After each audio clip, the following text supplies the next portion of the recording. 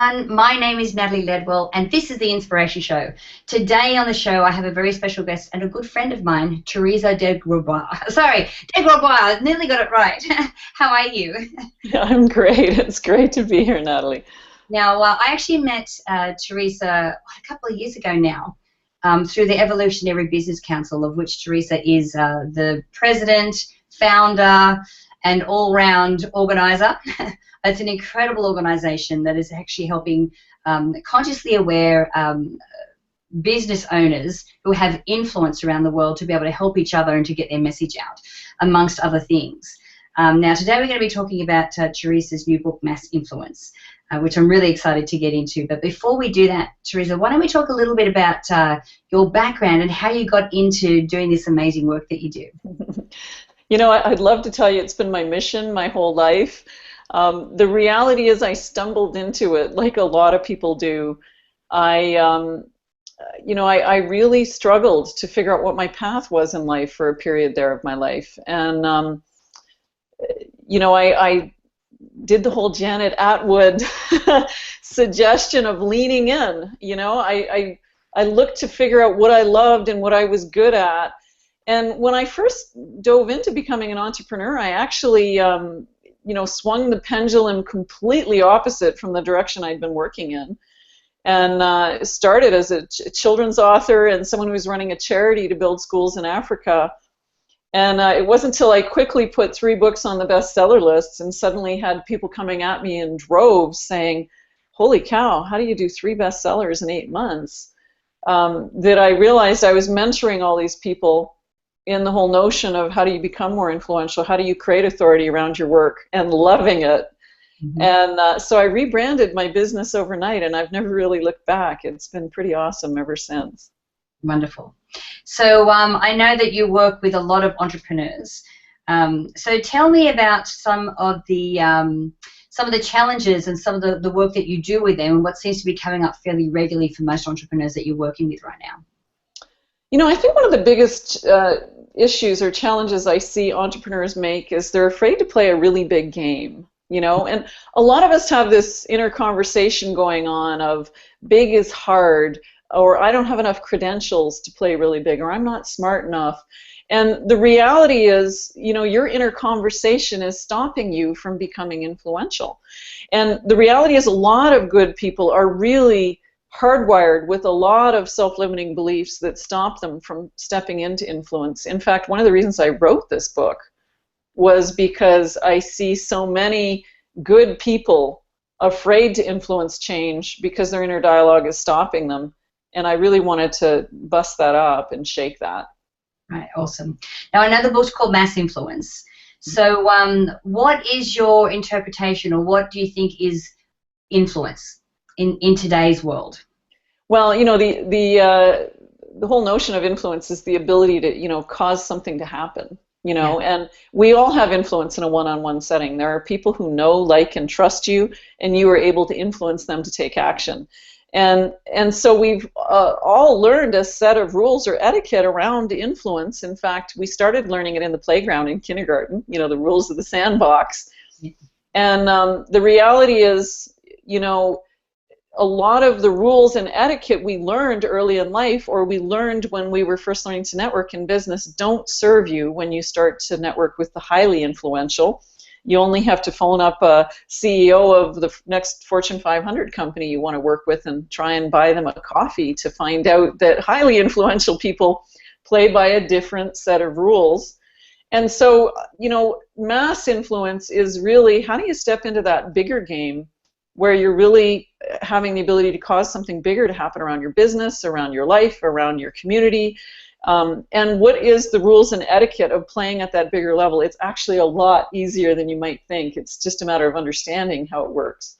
Absolutely. I mean, and I'm a big person, just like I'm always saying that the internet is a game changer. I went from having a series of bricks and mortar type businesses to then having something online where I had a message and information that was actually changing people's lives, and it completely changed my life, and as a result of that, millions of other people. So what was your motivation behind writing the book? You know, I really wanted everyday good people to see that not only is it fun and easy to become highly influential and really cause shift in the world, I wanted everyday good people to see it's actually our responsibility to.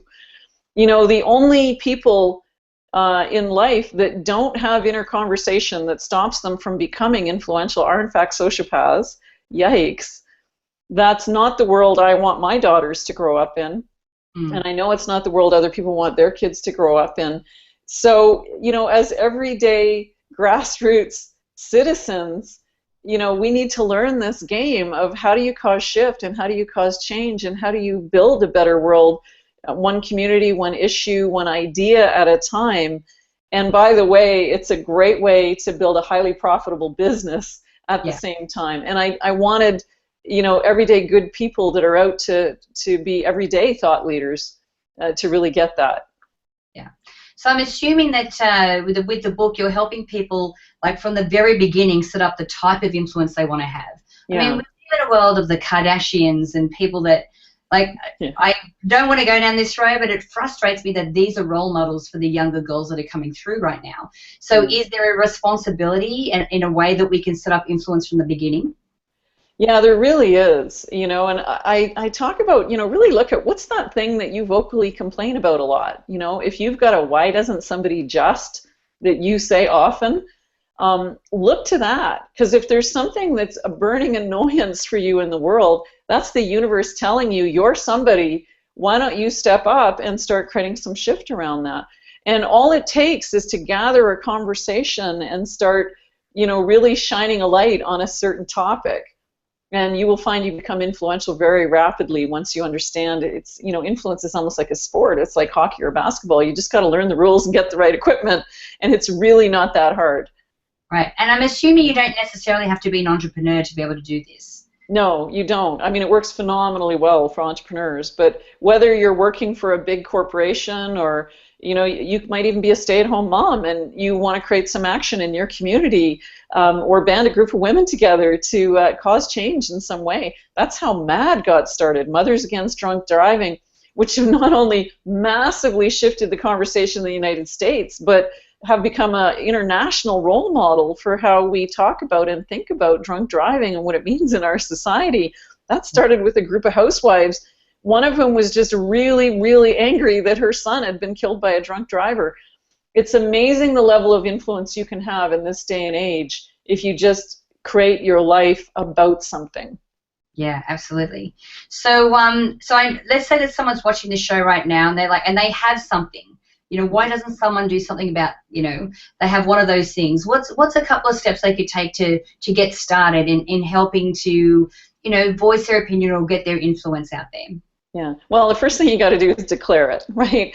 You got to say, my life is about, I'm going to solve this, because then that'll attract other people to come help you once they realize, okay, you want to do something about. But the second thing you got to do is attack it in a very specific way. You know, if you think about what it took for a 28-year-old fresh out of Bible college to become globally iconic, and of course I'm talking about Dr. Martin Luther King Jr., right? But he not only made his life stand for racial equality, but he did it in a very specific way. He took on the Montgomery, Alabama bus system. Now that's a pretty specific action to take. But he did that one action so powerfully that the world stood by and noticed, right? We've actually got a real-time example of this going on this month. If you want to watch one in action, watch what Judy Von Niekerk from the UK, I think you know Judy. Yeah, I do, yes. Beautiful woman. She's launching the digital bra. Judy is a survivor of one of the most horrific incest stories you'll ever hear. She's quite vocal and public about it because she's done her own inner healing so well that she's become an icon in the women's empowerment movement. Well, not only in Europe and the UK, but you know, globally. She hails from London at this point. And one of the things that drives Judy crazy is that our generation of women think it's okay to hurt ourselves in the name of fashion and beauty. You know, I mean, don't even talk to me about bikini waxing, but you know, we wear shoes that hurt. 80% of women complain their bras hurt, and add to that that leading cancer researchers and chiropractors share the concern that poorly fitting or underwired constricting bras are a major health risk. And so Judy invented an app that women can use, and it's just a little app that you download on your smartphone, and you can scan yourself and order a custom-fitting bra. She's launching it this month, and I predict massive, massive epidemic around this, because she's not just launching a product, she's disrupting the thinking of a generation of women and standing that we teach our daughters that being sexy and beautiful shouldn't have to hurt. Yeah. Wow, like what a thing to stand in. And she's doing it in a very specific way, which I love. It's a great example of finding that one place where you can really make a difference. Yeah, and you bring up a very important point. Judy actually has been a past guest on the Inspiration Show. Fabulous. If you're watching this, you can actually go back and have a look at her show from that. But you're also talking about being a certain way. Like, yes, we're talking about having a calling or having a mission or a commitment, and then looking at how we're going to do that. But I think, do you also cover in the book how you need to show up to stand in that? Yeah, absolutely. Like, one of the foundational habits when you look at the highly influential is authenticity, right? And there's a lot of different definitions of authenticity out there. Here's mine.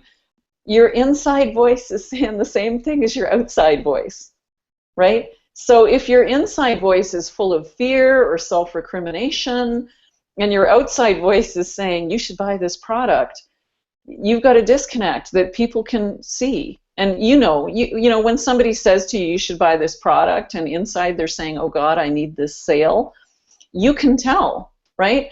And so the key point around authenticity, around becoming influential, is if you're not doing something you deeply love, you've got an authenticity problem. If you're not playing with people you deeply respect, you've got an authenticity problem. Natalie, I'd come on your show any day of the week. I so love what you stand for in the world. I'm always sending your posts and tweets back out to my own following, because what you teach is such a foundational element of becoming influential. That is to be really tuned into your own heart and really authentic for who you are. Without that, really, that's the distinction between a really influential person and a groupie. A really influential person recommends people they love and admire. A groupie just shines love on anyone in order to get loved back. Yeah. And you can tell it's inauthentic and it's a little desperate. It's not what the highly influential do. So give yourself permission to follow your dreams. It's actually one of the key foundations of being influential. I love that definition, because often I'll be, if I'm speaking at live events or if I'm out, people go, oh my God, you just like your videos, or you just like, I'm like, well, I would hope so, because there's just me. But I also love the fact that with this kind of a book, and I know that there's a lot of things in it that people will be able to learn and read, is that you remember along the way that it's not like it's going to always be an easy road, and it's not like you're never going to have doubt or some fear. And actually, if you don't have a little bit of fear, then I think that maybe your mission isn't big enough. I think fear is a really good indicator to say that, okay, I'm stepping outside my comfort zone here, but it's going to be worth it. And I think you're on the prize. I fear myself daily.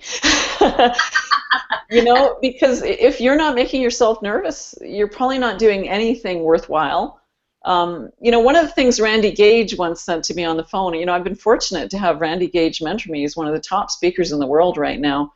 And he said to me, Teresa, if you're not pissing anyone off, if you're not annoying anyone, you're probably not doing anything worthwhile. And so you got to just learn how to fall in love with what you're doing, fall in love with yourself, and run like hell in the direction you want to go. Pardon my language, but that's the way Randy speaks. Yeah. And just know that it's okay. And I've come to the point where I can fall in love with my fear and my discomfort, because it's like, oh, okay, if it's making me nervous, I must be pushing myself and playing a bigger game. Isn't that a cool thing? Yeah. And then it just becomes a part of who I am. Absolutely. So Teresa, thank you so much for being with us today. I want for anyone who's watching this show, and if you are watching this show and you've got something that's burning inside of you, and there is a message that you want to get out there, it doesn't necessarily have to be tied to a business. It can actually just be something where you want to, create a movement, have some influence. Where can we send them to get hold of the book, Teresa? Oh, they can come to our book website. It's massinfluencethebook.com. Great. Now, if you're watching this online, just click the banner to the side. And if you're watching it on the app, just click the banner underneath. You'll go directly through to that site. And I encourage you to get your hands on this book and really, I think a lot of us these days are really feeling that yearning for something. And I think that a book like this can really help to give you some direction in the purpose that you want to, and the direction that you want to take your life in. So thank you again, Teresa, for joining me. It's been such a pleasure talking to you today. Yeah, it's been a joy, Natalie. Thank you for having me. Awesome. Now, guys, I encourage you to share this video, and you can do that by clicking the Facebook and the Twitter share buttons on this page. And also leave your email if you haven't done so already, so we can send you the Manifesting with a Master's video e-course for free. So until next time, remember to live large, choose courageously, and love without limits. We'll see you soon.